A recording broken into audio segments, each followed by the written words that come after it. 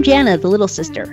And I'm Jeff, her big brother. Welcome to Sibling Rivalry, a podcast about our favorite sport, baseball. This week on Sibling Rivalry Baseball, we consider the effect of no season on players' careers. And we look at what staying home has done to the value of baseball cards.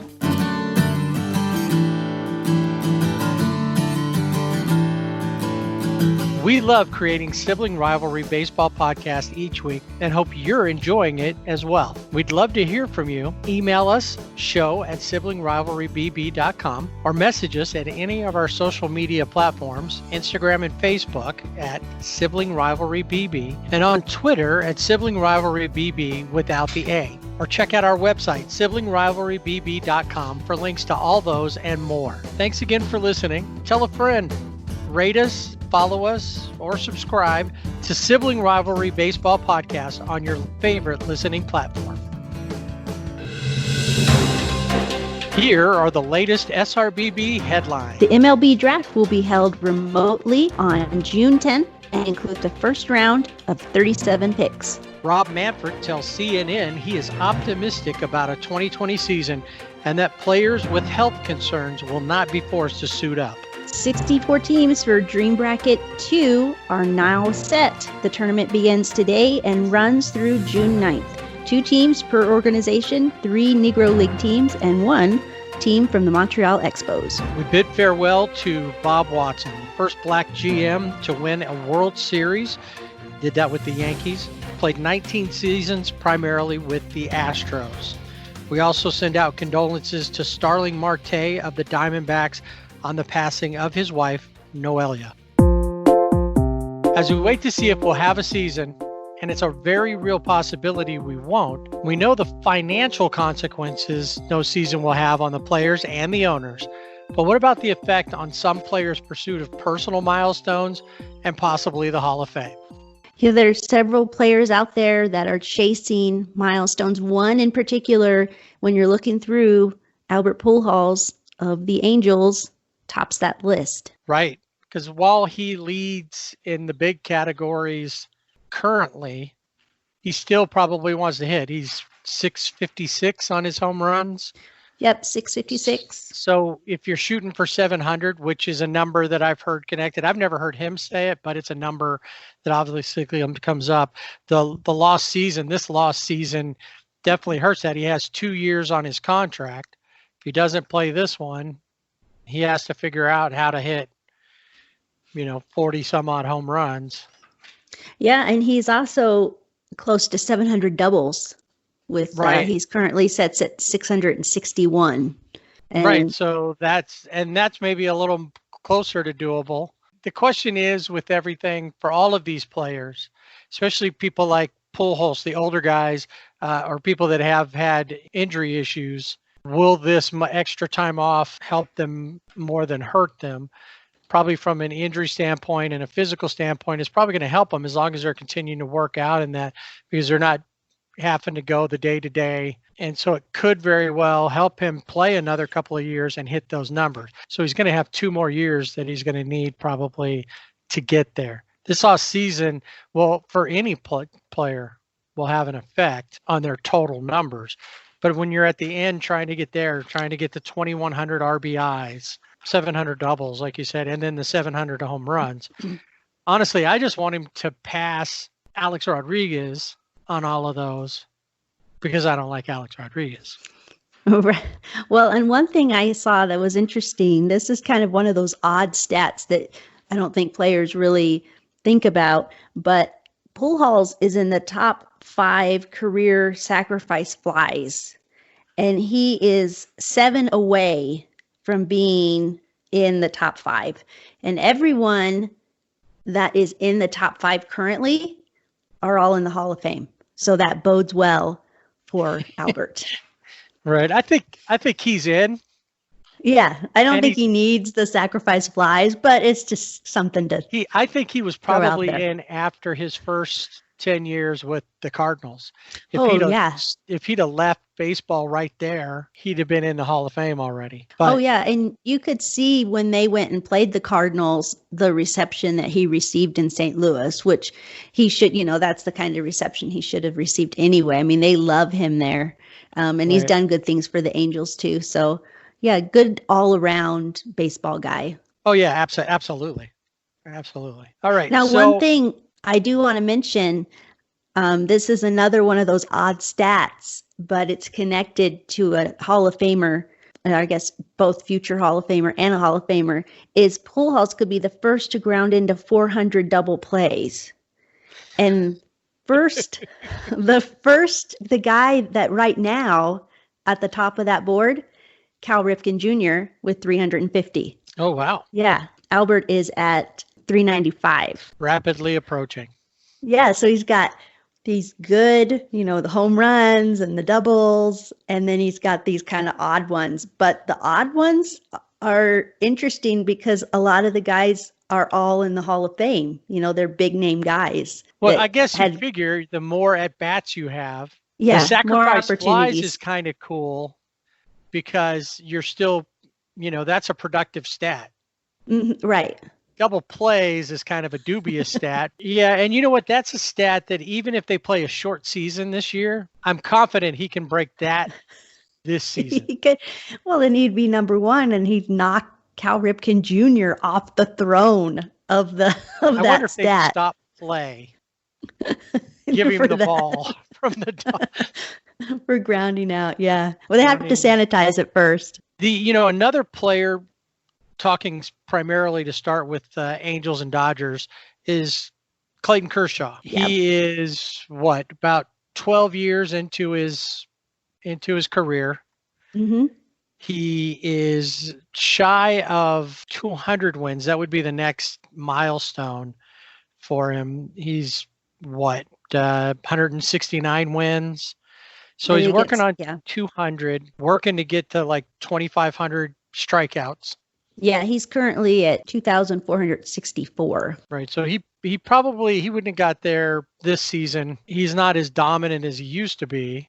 We don't know if this off time will assist him, especially with his back, because he's always had those back issues. Yeah. It definitely doesn't help him, though, as it looks like things are starting to kind of tail off for him a little bit, losing a whole season if he wants to hit those numbers. Right. Yeah. If losing a whole season would be, I don't want to use the word detrimental, but that's the only word that comes up in my head. But as far as milestones, yeah, it puts a big dent in those numbers for him, because he has had the back injuries. He has had the, where he's been on the injured list. And then also too, even if there is a season, how much is he going to pitch, and what does the downtime that they had, how does that look when you get back on the field? So all of that comes into play, I think, definitely for him because of those injuries that he's had. Other than that, when I looked at the Angels and the Dodgers, there really aren't, obviously, players like Mike Trout, they're pursuing their career.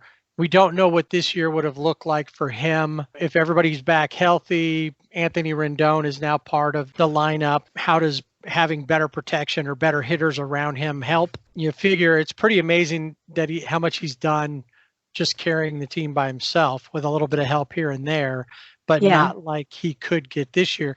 So obviously missing a whole year for any of these players is a problem. We'll talk more about how it'll affect players that are in contract years in a little bit. For the Dodgers are kind of in the same way. You've got so many young players that a lot of the, Clayton Kershaw, he's hitting those milestone areas where you start looking, like we said, at 200 wins, 2,500 strikeouts, things like that. But there's not really, Kenley Jansen's already got 300 saves. That's kind of a magic number there. You're not going to get up like Mariano Rivera or Trevor Hoffman in the 600 save area. Even Francisco Rodriguez, who was a rookie with that 2002 Angels World Series team, is talking about a comeback because he wants to shoot for, he's got 400 and some odd saves. He wants to shoot for bigger numbers because he wants to put himself in Hall of Fame conversation.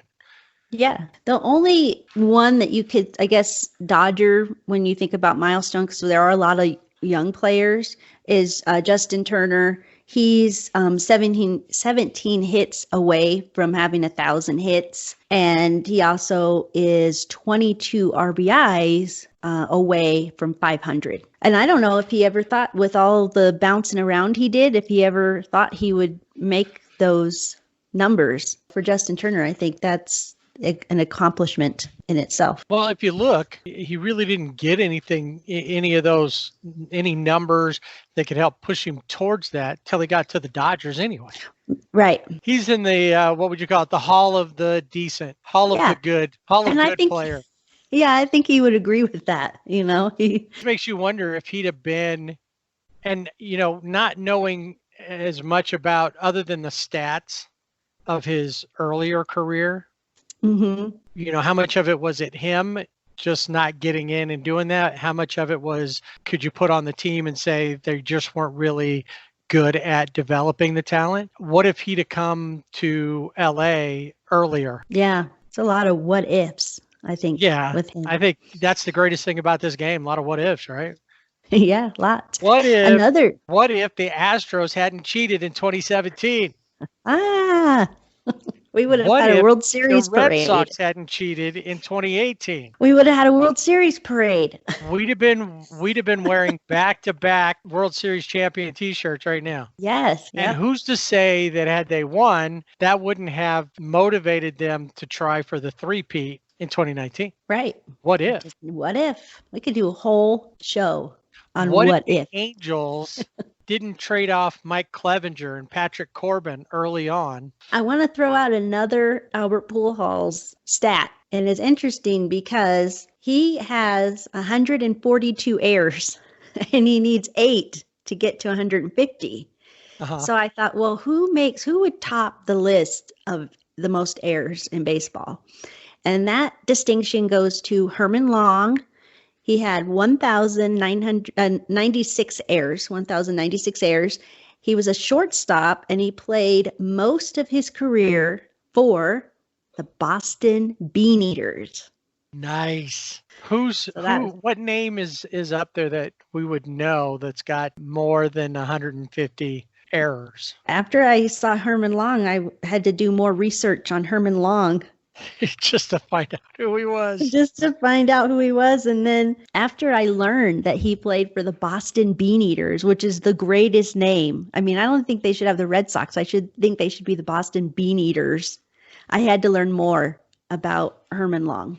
We should all find some obscure player that's got a stat like that that's at the top and go do a little research and learn a little more baseball history. Yep. That's a lot of errors over 13 seasons. Well, he played. How did he play 13 seasons?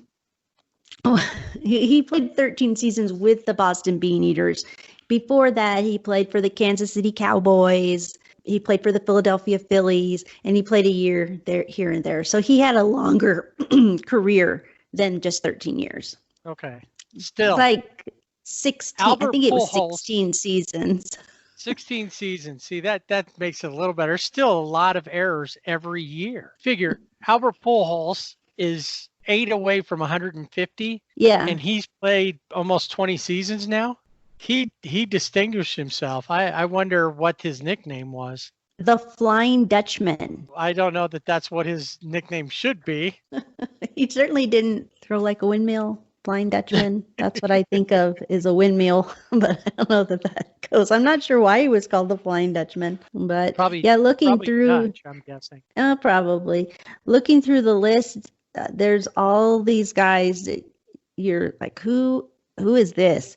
It isn't until you get to 133 on the list, and that is Pee Wee Reese, and he had 407 errors. Wow. It's an interesting list if you go through because there's a lot of guys on here. Here's a good name too. Oyster Burns. He was a right fielder, a shortstop, and a third baseman. But you could go on and on looking just that at sounds the like a Ayers whole list. Other show as well. It is, but it's like you said before in another episode, you you find something and then you go down the rabbit hole. And that's what happened to me when I was like, oh, look, Albert Pujols, he just needs 8 to get to 150 errors. So I had to find out who has the most. Who's So the Herman all-time Long. leader in errors? Yep. So learn With something today. Absolutely. So when we looked at kind of just the Dodgers and the Angels and guys, obviously, like we said, everybody's affected in the career wise as to how their numbers will come up. Some are less affected than others. Some other players around the league that are close to hitting some different milestones that definitely will be affected by a lost seasoner like Miguel Cabrera. I believe he's in the Yeah. Hall of Fame. I don't think that he's got the triple crown. He's always been there. He's been a great player. He's a great baseball guy. His numbers are great, but I'm sure he wants to hit. He's 13 away from the 500 home run club. He's got 477 right now. I'm sorry, 23 away, not 13. Yeah. 23 away from the 500 home run club. He's got a 1,694 RBI. So a couple of seasons, depending on how he hits and what he does, he could get to 2,000 RBIs. Yeah, he's signed through 2023, so it's possible. He's 38, but he has had these later years, he's had the injuries that does not having a season definitely impacts those numbers. And he's 185 hits from having 3,000 hits. Right. So And that's just another. about 23 double. He's 23 doubles from 600. So So he's lots got a of lot of different those high stats. numbers. He's gonna be in there. The lost season means he doesn't get anything for this year. Another one I saw that is close to some of the numbers, but is up there as well, is like Robinson Cano. He's up there in his upper 30s, and he's got 562 doubles, 2,570 hits. Mm-hmm. He's he's a 2 or 3 seasons away from getting the 3,000 hit mark. Yeah, another guy that I think he's a dominant pitcher, but he flies under the radar. And maybe it's because he plays for the Nationals, but that's Max Scherzer. And he's 308 strikeouts from having 3,000 strikeouts. And if he could do that during his career, he would join Justin Verlander as being the only 2 active players with 3,000 strikeouts right now. Right, because Verlander's got just over like at 3,006, I think. Yeah. So yeah, and there's that. Greinke's not too much further behind. He's about 70 strikeouts behind Scherzer, and Scherzer's about 30 wins away from hitting the 200 mark. The question is, he's been such a workhorse the last few years. Mm-hmm. And he pitched. I mean, he was. I would say he was one of the main reasons that the Nationals won the World Series last year, because not only because of his attitude and that, but he was out there. He was their version of Oral Hershiser. He was their bulldog last season. Yeah, and he threw a definitely. lot of pitches. I think that Scherzer's in the Hall of Fame when his I agree with career's that. up, regardless of whether he hits those numbers. But from this standpoint, the lost season would be, once again, give his arm a break. Who knows what can happen? And we know with Yeah. pitchers, sometimes having a decent time off, having a little extra rest will work for you.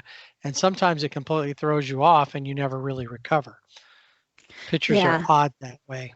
So yeah, I Yeah. Scherzer first, I think, is there. I think Zach Greinke's another one who's coming up. He's over 200 wins. He's got 205 wins, like we said, about just over 2,600 strikeouts. So he can push the strikeouts. The wins, he's never going to get to 300. In fact, most of the pitchers that are out there now aren't going to see 300 wins. I think Yeah.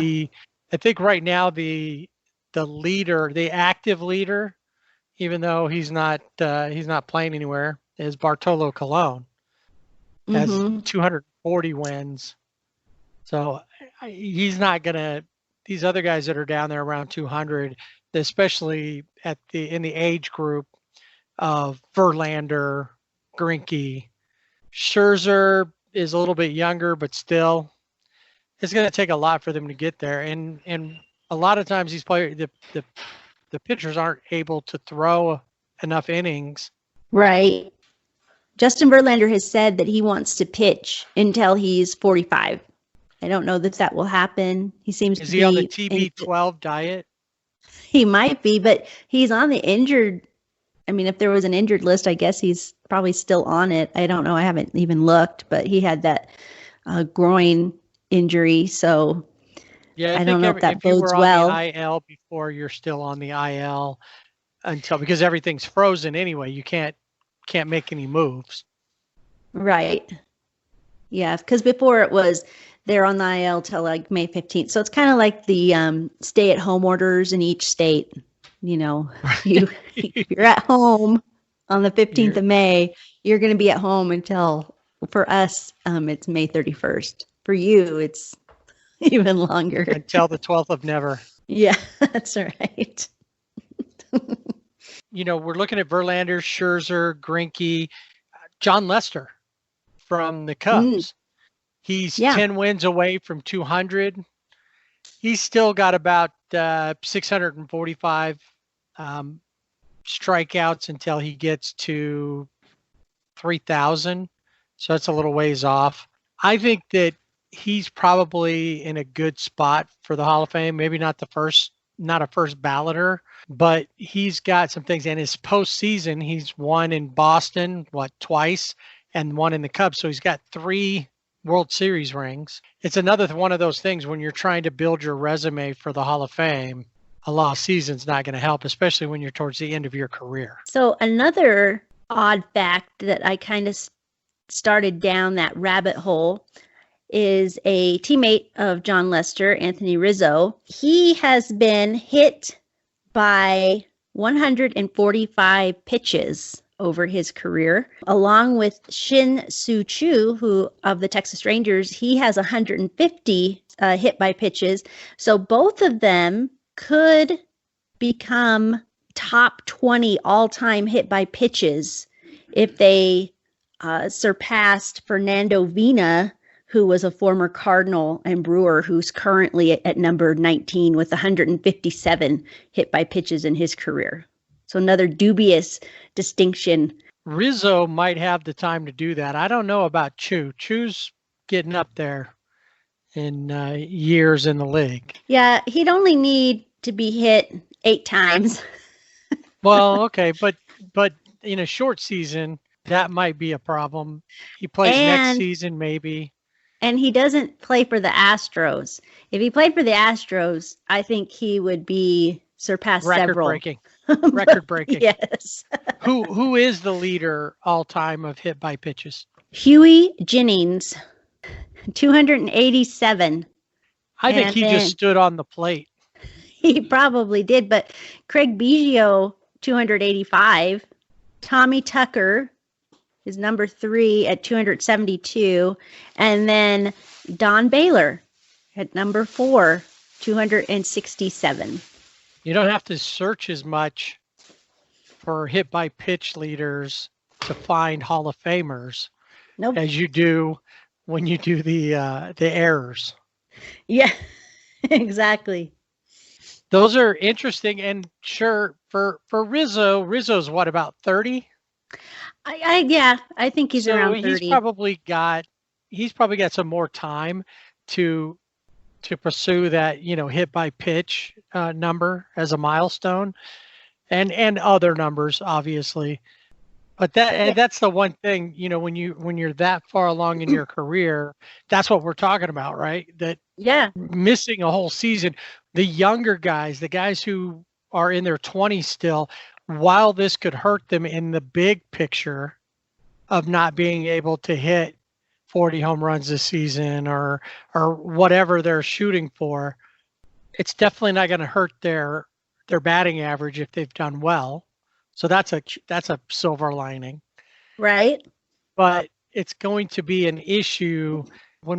Before we started, we were talking about Mike Trout, and I looked just to see he's got 285 home runs over a 9-year career. For him to hit 700, he needs another 415 home runs. Averaged out, say, another 9 seasons, he still has to hit 50, 60 home runs. So a season. And he's never hit 50. Last year he might have had he not gotten injured with his foot issue. But that's a lot of home runs he's going to have to hit. And missing a whole year could definitely impact if he wants to get to 700. Right. Yeah, definitely. And again, there's always those what ifs that we talked about. What if no season? But what if there's how many games will he actually play if there is a season? He does have a baby boy that's due to arrive in August. So that will cut into that, time Right. that he's away. So, yeah, there's a lot of different factors there. I do want to mention one more. Joe Madden, who is now the Angels manager, he could lead all managers with 300 managerial challenges. He's currently at 267. Who's next? Who's second? Rays manager Kevin Cash. I guess challenges are a big thing in Tampa.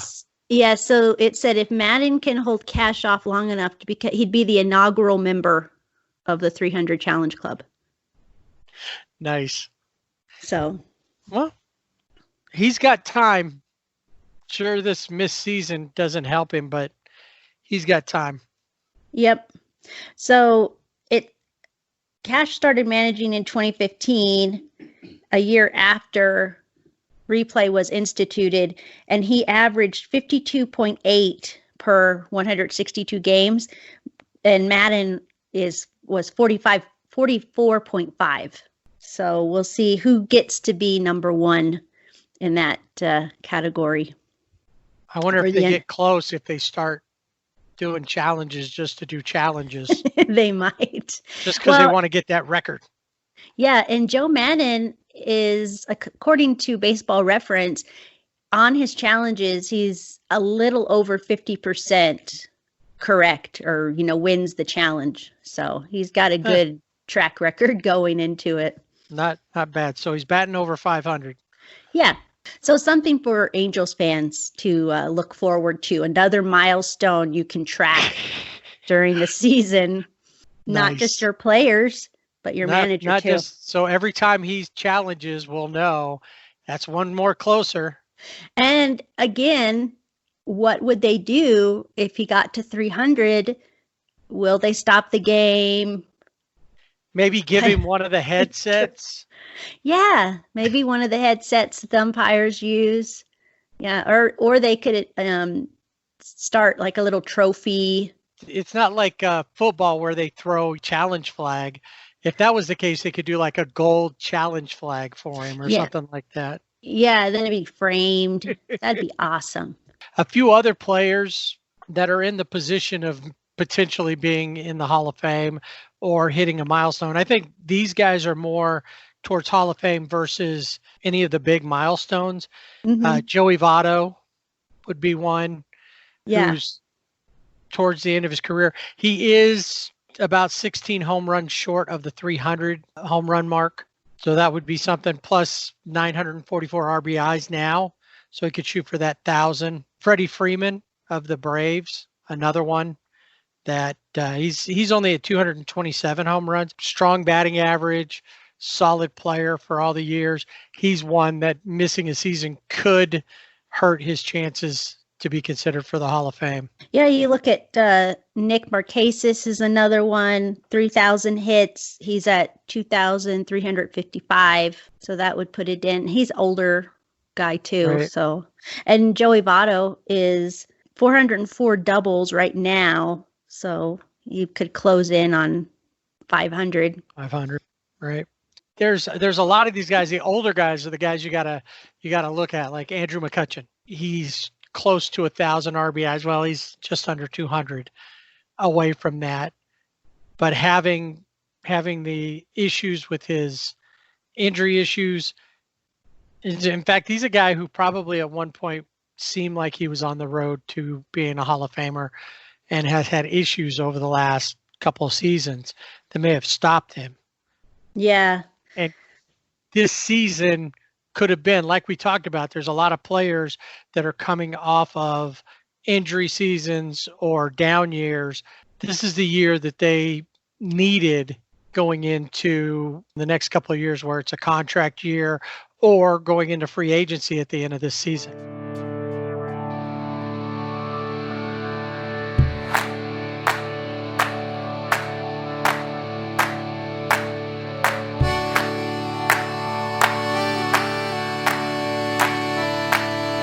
One of the bigger questions of no season is how it affects players about to become free agents.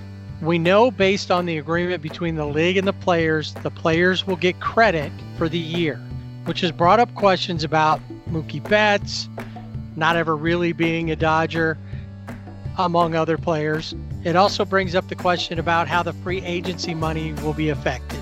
Yeah, the Dodgers going into next season have 8 free agents. Mookie Betts, of course, tops that list. And then Justin Turner is another big name because he is, as we've said before, the face of the Dodgers. And then you have Kike Hernandez, Jock Peterson, who, again, is, they're all of those guys are consistent, constant, fan favorites. Blake Trinan, Alex Wood, Pedro Baez, and Jimmy Nelson are the 4 that round that out now, for the Dodgers. Jimmy Nelson is this coming year is an option year, even though I guess he's kind of a free agent at that point, but it's a club option. Yeah. So if Jimmy Nelson, if they don't pick it, see, that's one of those things where we talk about, does it hurt them? Because what if they look at everything and go, well, based on what we saw, because he's been injured. Right. And based on what we saw or didn't see in spring training, then we're not going to pick up his option. That hurts him because he didn't ever get a chance to prove to the Dodgers that he could do anything. Yeah, exactly. I think of all the guys on the list that he would be the one that would hurt the most because of the injury and then, no season. You're right. The Dodgers aren't going to be able to see what he has. And even his career previously to coming to the Dodgers wasn't, a decent pitcher, but nothing that's standout, I guess. Right. As you would say. Blake Trinan's another one. Yeah. Just signed. He's coming off a bad year. Yeah. Injuries. We've seen what he can do in the past. Question is, could he have done it this season? Exactly. Does he follow up and have even in a short season? Even in a short season, does it help some of these guys who are only there for 1 year? Yeah. Alex Wood, he came in, he was with the Dodgers, was traded to Cincinnati. In Cincinnati, did not have a good year. Injuries there. He's coming back to the Dodgers, but the Dodgers know who he is. They know what he's capable of. Well, so and he earned a spot, right? He earned a he's earned a spot. We talked about that last week in regards to Ross Stripling. Alex Wood had been announced as the 5th starter. Yep. Pedro Baez, as much as, in years past, it was like, oh, not Pedro.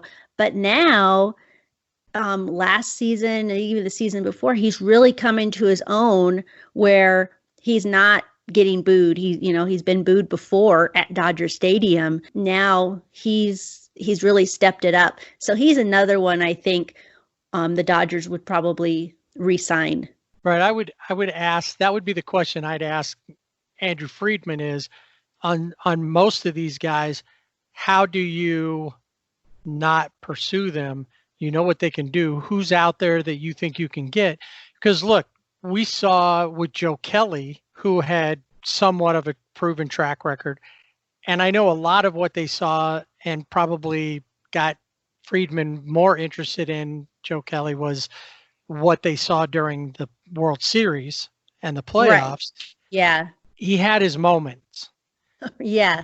But he didn't come in and play, for at the beginning, it was like, oh my God, what were they thinking?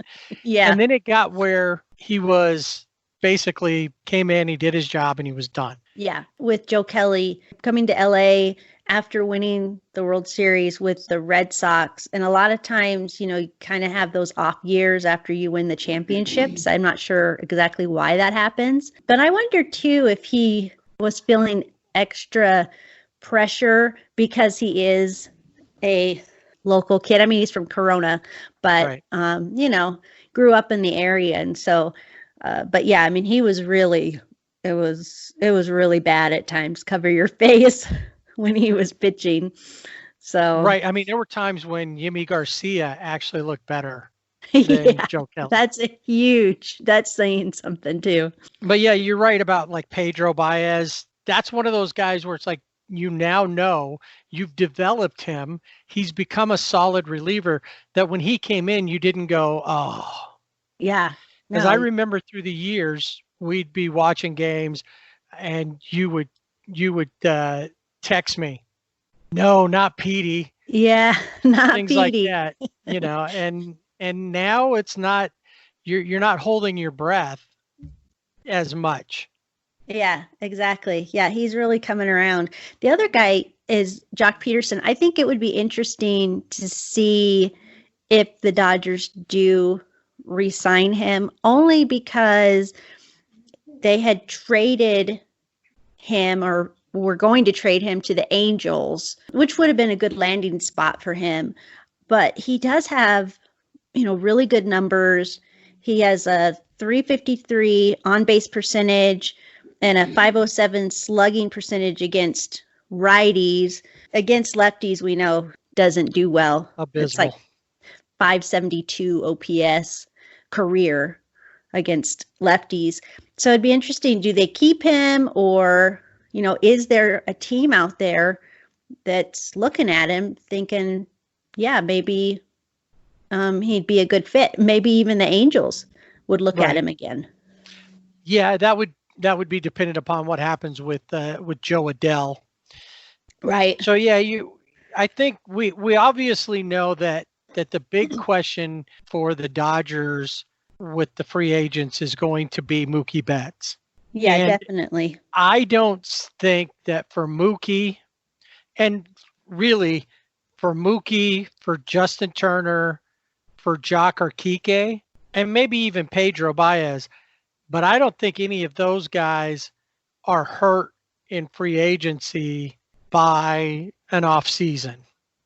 No, they're not. I mean, you look at salaries too and where these guys are, and Mookie Betts is going to command a large salary. I mean, he's like 27 million right now for his salary for the season. But these guys, I mean, Kike Hernandez signed a $5.9 million 1 year contract. Jock Peterson went to arbitration, but 7 million. So when you're looking at those guys with the in that salary range, I agree with you. I don't think it's going to hurt them going into free agency. Now, with Mookie Betts, a lost season, it could hurt. And also because the lost season, the revenue isn't there. Our team's going to want to shell out a large amount of cash when we're looking at the revenue loss. That could be from anywhere from, I've heard, $2 to $4 billion for the owners are saying.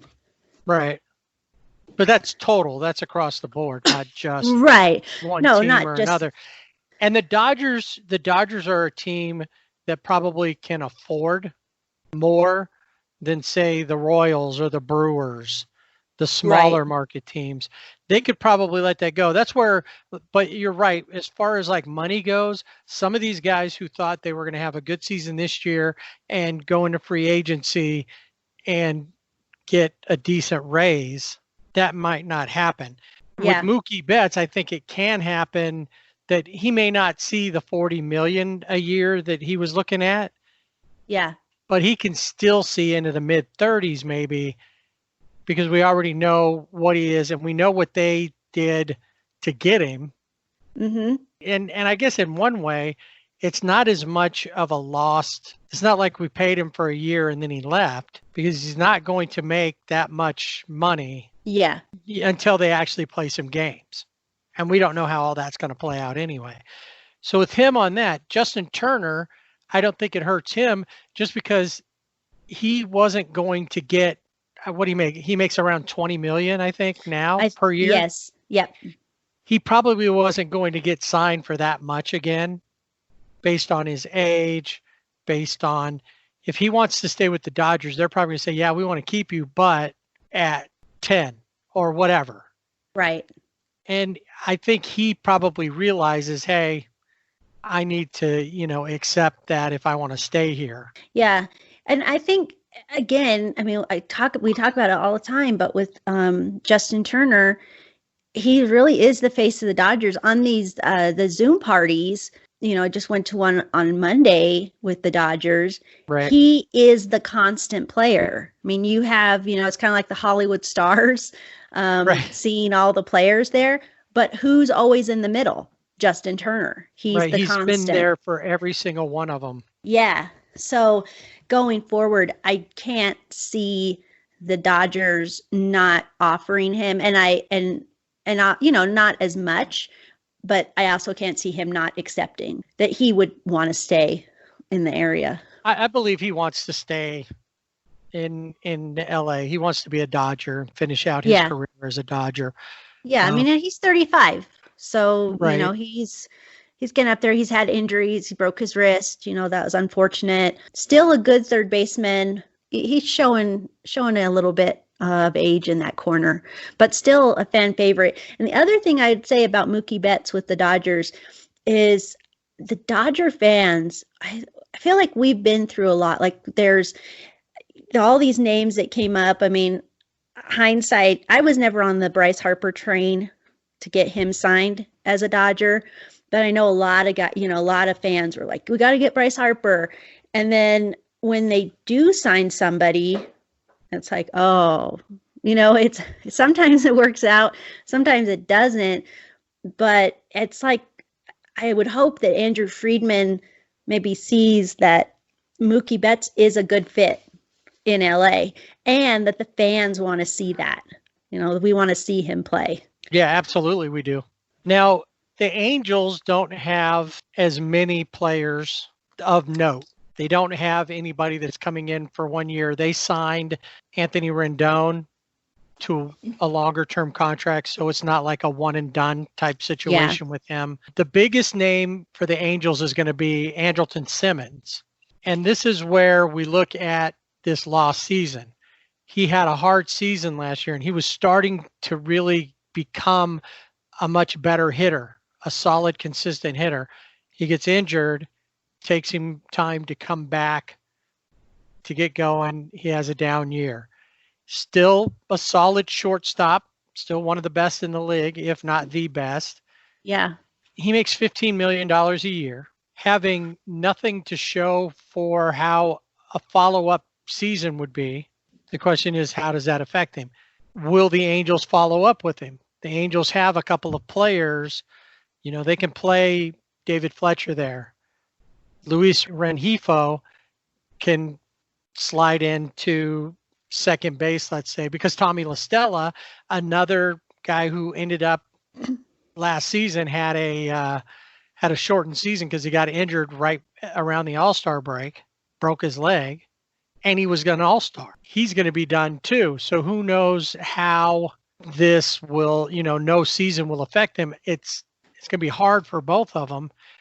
And it'll be tough on the Angels to decide, especially seeing who else might be out there. There are two players that the Angels have that were signed for 1 year deals that conceivably wouldn't be back next season. That would be Jason Castro and Julio Teheran. Yeah. Those guys are both veterans. We needed, a veteran catcher. I believe, there's other catchers that are coming up that might be people they would pursue as free agents. Will they follow up and try to re-sign Jason Castro? Will they, go after like Wilson Ramos if the Mets don't pick up his option? Julio Teheran's another one that he's about 30. He's been solid innings eater. Could have been a good anchor for this team, especially with some younger pitchers. Well, and I'm thinking of Andrelton Simmons. He is one of three of the notable free agents at the shortstop position. So if the Angels were looking, they could look at trades, obviously, but if they were looking at another free agent, it doesn't make sense for them to look when they have out of the three there, the best one. Right. Yeah, unless they're going to trade for Francisco Lindor, I don't see that there's a reason for them to not. Yeah. So, that's the question. What will the effect be? Yeah, it'll be interesting to see. I mean, when you look at the Angels, like you said, there aren't as many, but then if you look outside of the Dodgers and the Angels, you do look at, Francisco Lindor. Also, another guy that's a shortstop, I didn't even think about this, was Didi Gregorius, Right. who he signed a 1-year deal with the Phillies. And I mean, he was having awesome year. I mean, he was just killing it. And then he had Tommy John surgery. And that Right. really, I think, going into free agency right now, he's got, $14 million deal for 1 year. It's very possible he may have to do another 1-year deal because the recovery from Tommy John and, a lot of it, you're taking a risk there to see, does he catch fire again? Because he was on a tear. He's one of those guys who will benefit from this long layoff as far as recovering. Yeah, definitely. You talk about the Phillies, Real Muto Yep. is going to be a free agent as well. And while he had a decent season last year, that's a question. Are they going to be happy to get rid of his contract, or are they going to want to bring him back? And then that puts him in a spot. If the Angels don't re-sign Jason Castro, they could pursue. Yeah, they could pursue him. That would, that could work.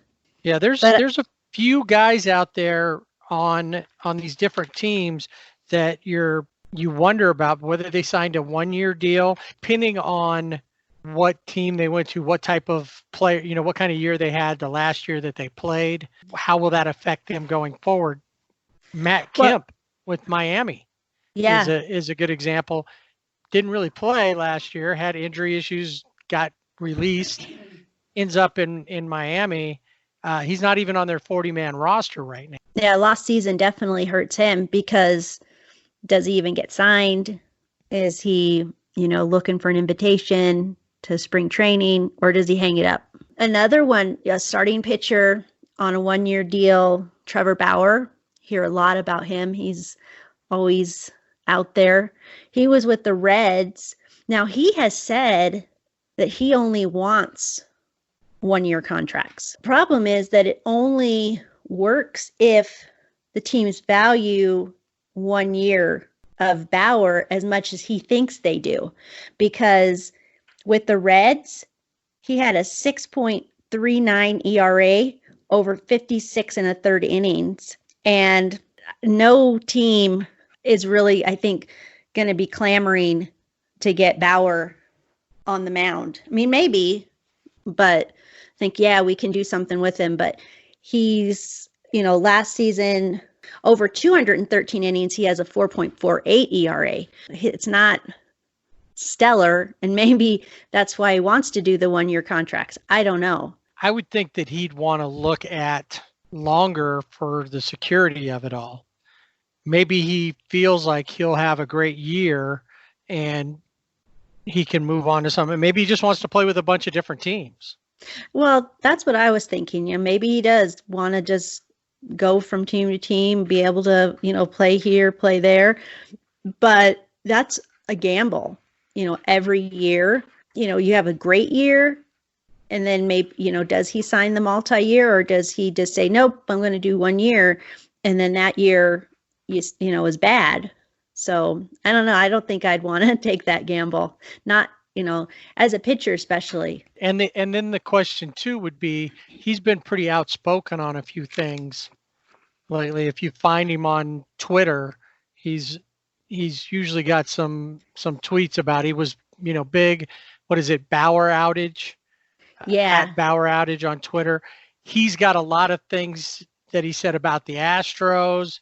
He's been open and honest about, this season, how it all will work out regarding health issues with the coronavirus stuff. So, is that something that a team would say, yeah, we absolutely still want him because he's a good pitcher? They're going to go, I don't know if I want that in my clubhouse.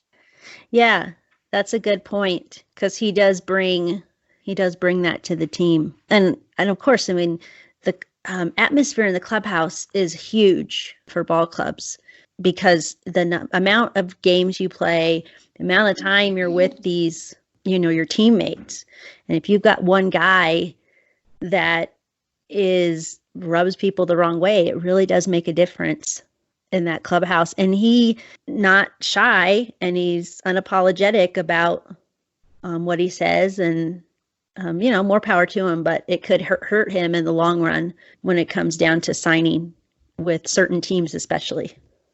Right. Well, I can be pretty sure he's not going to sign with the Astros. I'm pretty sure too. Another, an Astro that's going to be a free agent is George Springer. And this question is, with the scandal, with the Astros, him being a part of it, and then he had injuries. How's that going to affect his free agency? I think the Astros will re-sign him. I think so too. You also have Jackie Bradley Jr., who's going to be Right. a free agent. Another name, DJ LeMahieu. He played with the Rockies, and he was a solid, good player for them. And then he plays for the Yankees now. And I was really surprised that the Rockies let him go because he was a leader on that team. It didn't seem to bode well for the Rockies when they did that. I think they lost some of that with that consistency in their infield, but he's done really well in New York. So he's Yeah. another one that it was his season last season, was it solid enough for him to go into free agency on good footing if there isn't a season? Right. Yeah, that's the question. I think DJ LeMahieu is probably fine just because you're right. With the Yankees, he had a solid season. And I think that's going to be, the question, what's the last thing that we know about this player? Was solid, a year off, everybody's going to be rusty. I'm sure a lot of players who are on that line, that fence, will get the benefit of the doubt if they had a good season before. Well, I think Howie Kendrick fits into that category. Yeah, I mean, he definitely does. It was awesome. I love Howie. If he was back a Dodger, he could be on the Angels.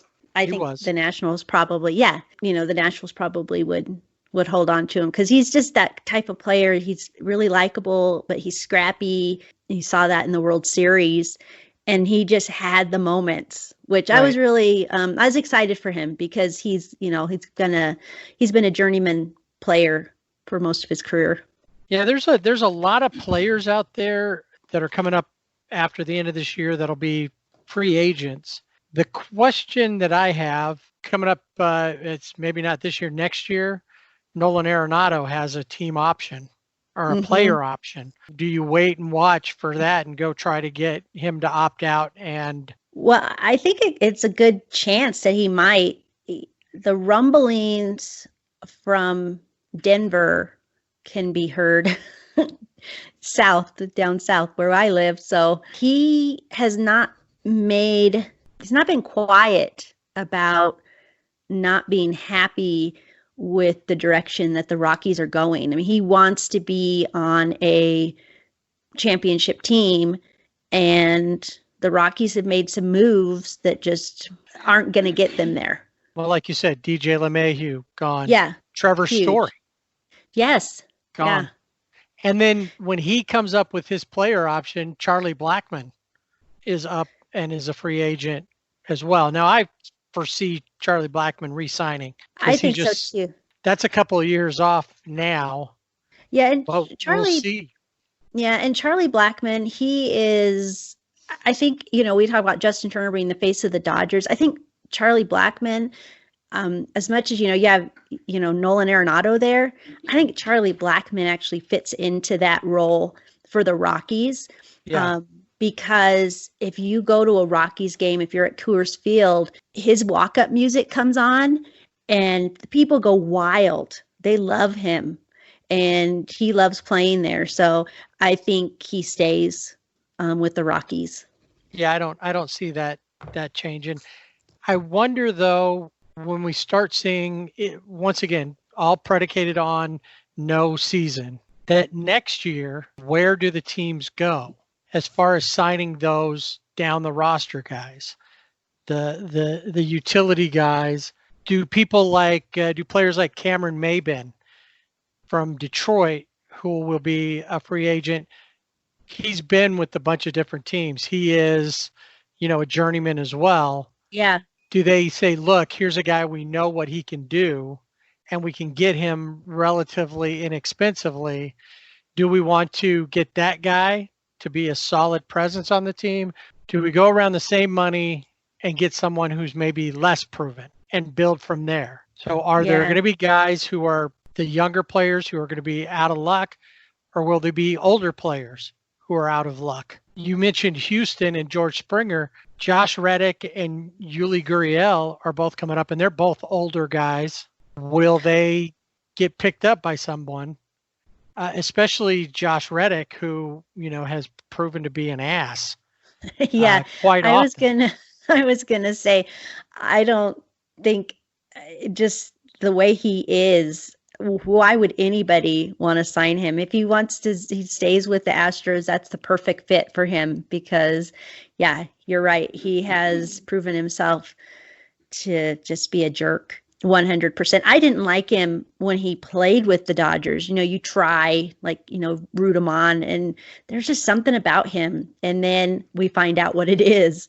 Um, he put it all out there. It's like, now I know. I couldn't put my finger on it, but now I know. So with players that are out there that we know are the veterans that are available, they've all signed 1-year contracts or they're coming to the end of a contract. Pitchers like Rich Hill went to Minnesota, signed a 1-year deal.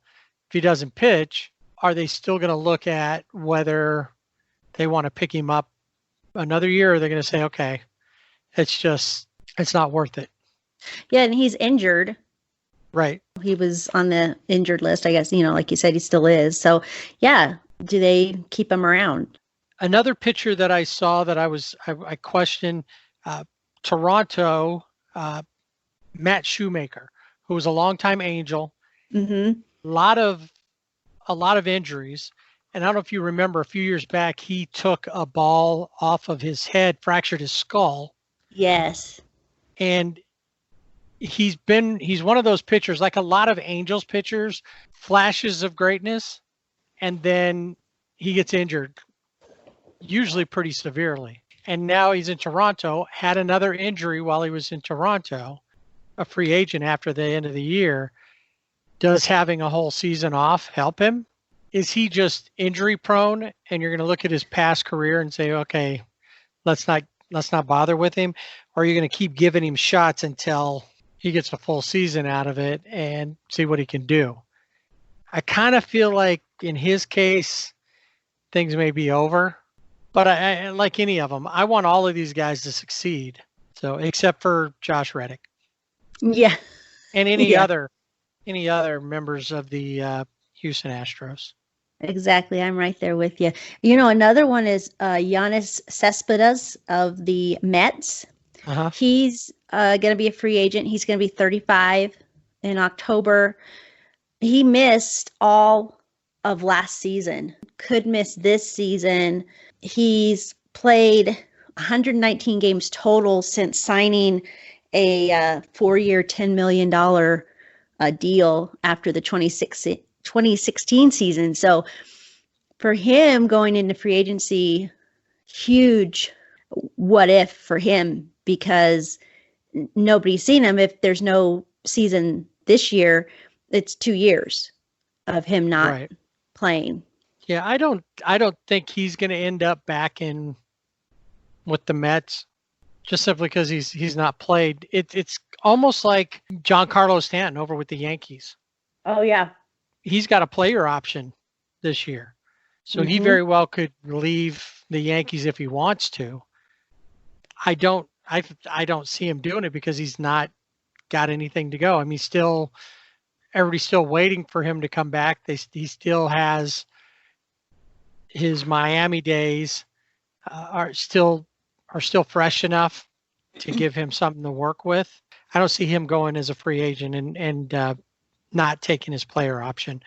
And Cespedes, I think, will be out there on the open market.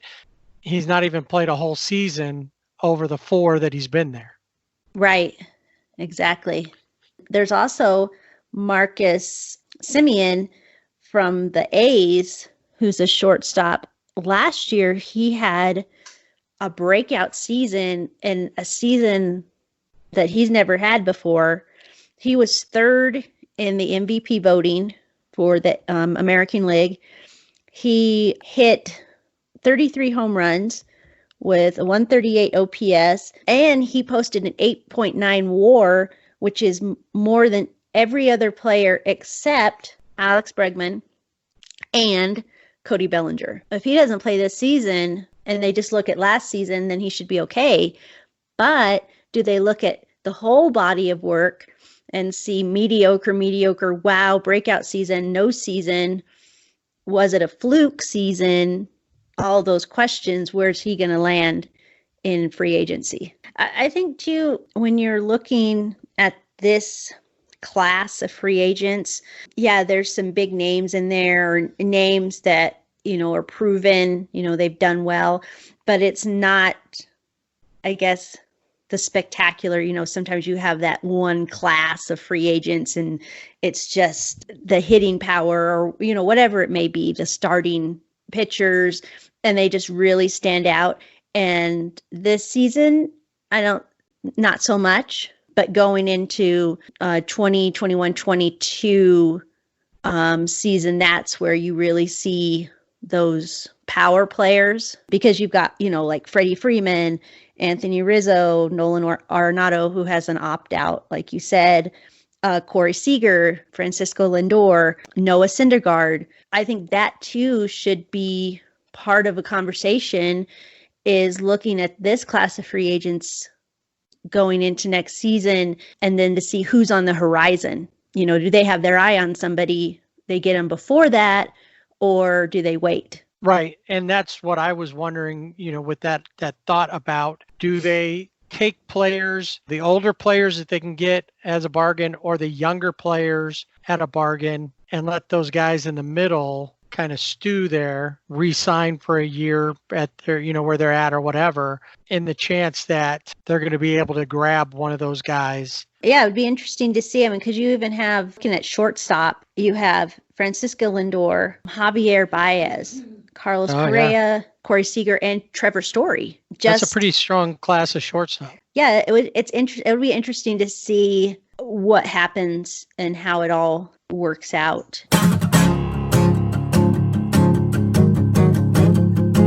Staying at home during the pandemic has been good for delivery services, Amazon, and other similar enterprises. It's also been good for items on eBay, like sports memorabilia. Yeah, people have more time to go and look through their closet, see what's in there. And a lot of people are pulling out their old baseball cards, finding out, what's it worth. I found a 1986 Topps Tommy Lasorda card, and it's worth $1.50. That's something. That's a tragedy. It should be worth a lot more than that. It's Tommy Lasorda. I know. I was disappointed to see that it was only $1.50. Now, should I wonder, have been way you said more. That's a 1986 card? Yeah. I wonder if in 81 or 88, when they won the World Series, if those cards are worth more. Probably. I would think maybe they probably are. Yeah. 86 season was not memorable. What else did you find? Steve Garvey, 1977 Topps card. So depending on the quality, it could be either worth $4 or $750. I'm pretty sure I have that card. Pretty sure that mine's probably more close to the $4 Even though I would have taken care of it, it's just set there. It's not been in protective covering or anything. It's just been Right. in a box. Well, and it was interesting too. I was looking at Nolan Ryan and his 1968 Nolan Ryan Topps rookie card. Now, this is on eBay, but it's $25,000 plus for Wow. his rookie card.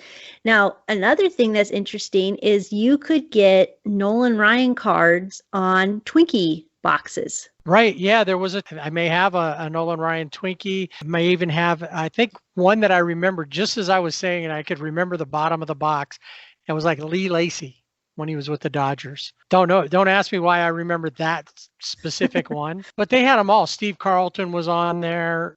Pete Rose, Grandpa, when he was going to work every day, he'd make his lunch and they'd buy a box of Twinkies or Ding Dongs or something, and they'd have them on the bottom. So when they were finished with the box, he, more than Grandma, and Grandma was always the one that would do this stuff, he would cut those cards out and give them to me whenever I showed up, because we didn't get that stuff at our house. Only Grandpa No. got those things. That's right. We didn't get the Twinkies. All the good stuff was at Grandma and Grandpa's.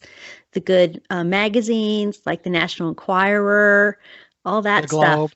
The Globe that we got to read. That's what I say is I learned how to read at Grandma and Grandpa's because I got to read the National Enquirer. Doesn't matter what you're reading, just that you're reading, right?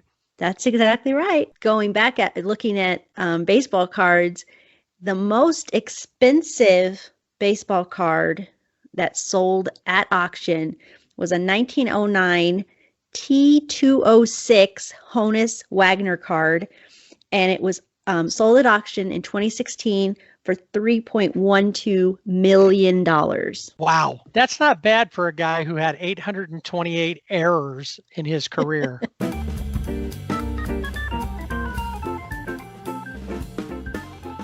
That'll do it for this week's Sibling Rivalry Baseball podcast. Remember, you can find us on our website, siblingrivalrybb.com, and on Facebook and Instagram at Sibling Rivalry BB. As well as Twitter at Sibling Rivalry BB without the A.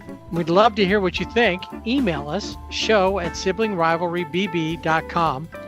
Don't forget, subscribe and rate us wherever you listen to our podcast. Join us next week as we share another harebrained idea, and it's a real doozy. And we talk about which player we'd like to see run over by a bus. No, it's not Josh Fields. You're out.